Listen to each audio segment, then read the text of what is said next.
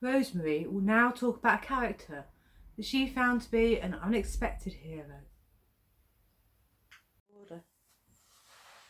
When Helena first asked me to speak about Ruth, I wasn't sure how I could do it or how to start, and so she gave me some questions as a guide. First one, who had I chosen? Second, why? Third, what made her a hero? And fourth, what can we learn from her to help us today?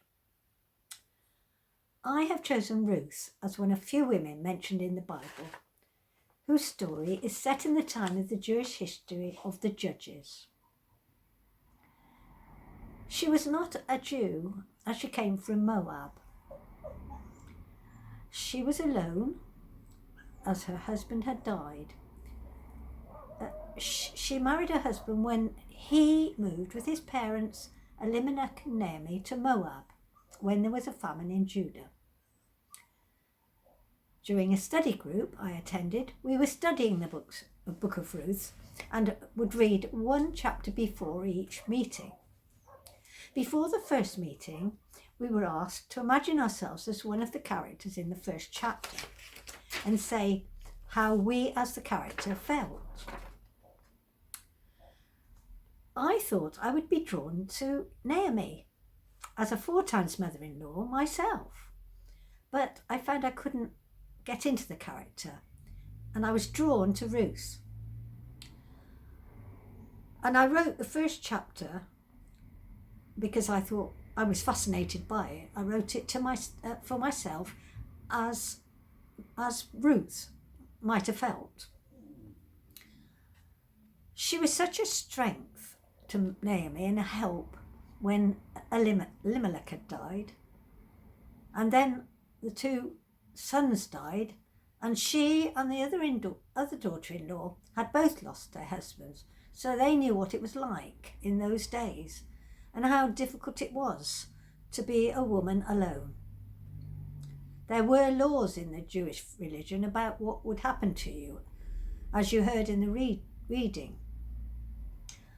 And I also found that when she married Boaz, she became an important link in Jesus' family history by bearing a son, Obed, who was the grandfather.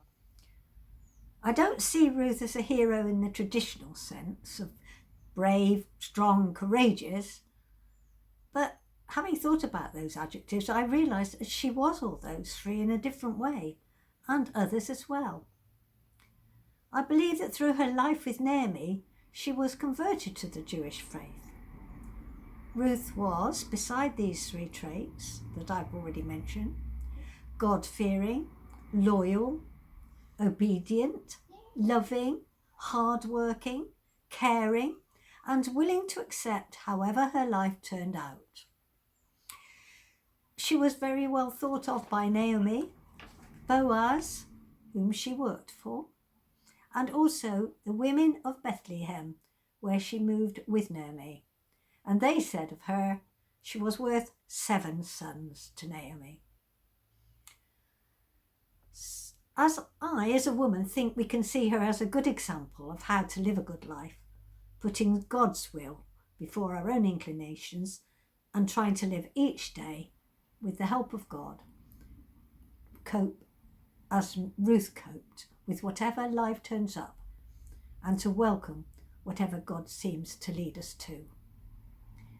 If you're interested in her story, read it in full. It's fascinating to me. It's very short and it's tucked in between Judges and Samuel.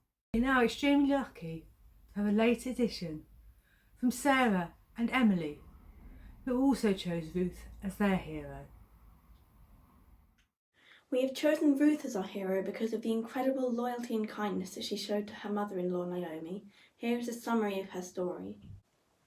Ruth and Orpah are the Moabite daughters-in-law of Israelite Naomi, who has lost both her sons and her husband to illness and intends to return to Israel from Moab.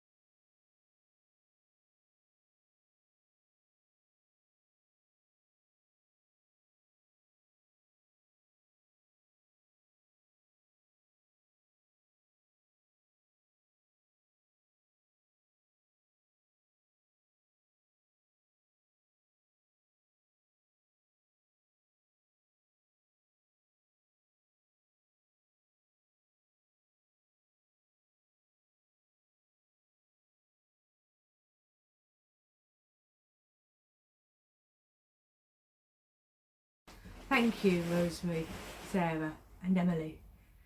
It was enthralling to hear your accounts about Ruth. The character from the Bible I have chosen to be my hero is also a woman. The Bible is generally very male dominated due to the culture at the time. And when we hear about women, it is either because they are the cause of something evil, or in short mentions about family situations, with women treated as second-class citizens and even possessions. So when there are stories with women as the main characters, these are especially important. The woman I have chosen is known for her impact rather than by her name.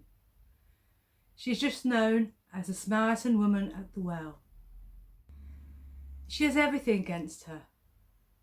Low social status.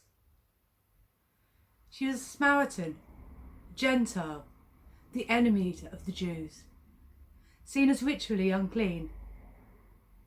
She was at the well at midday and alone. Women usually came in groups and at the cooler times of day, early morning or late evening. She's pictured as a bad woman, a social outcast.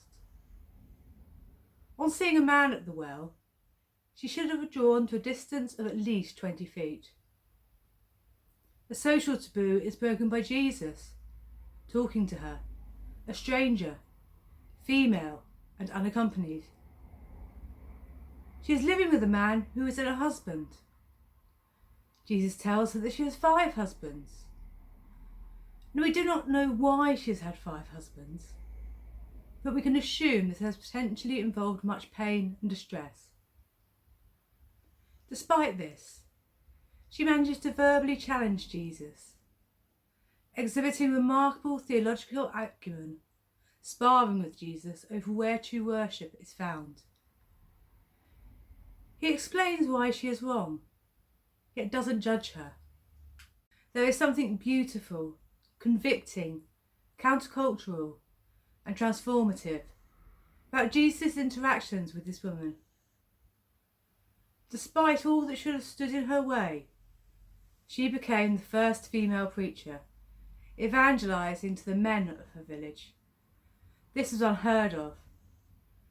Yet she must have been convincing in what she said, as the whole village wanted to hear more. We can learn a lot from her in this interaction. Both Jesus and the woman break boundaries. We all naturally assess others on grounds of race, gender, age, religion, sexual orientation, to mention a few. But we should think in terms of inclusion, not exclusion. We should not construct man-made boundaries to faith. Secondly, she heard the good news, and despite the fact that she was a woman of lowly status, she still ran excitedly to share the message. We too should not let our weaknesses and fears stand in the way of telling and showing others about our faith. And thirdly, she interrogated the word. She didn't just listen and accept. She asked questions until it made sense. We too should read the Bible in the same way. Ask questions, find out background information, and more fully understand what we read. Once both Ruth and the unnamed woman had encountered God, they gave their life fully to him. We too need to learn to give him everything. Let us sing together with feeling, I will offer up my life.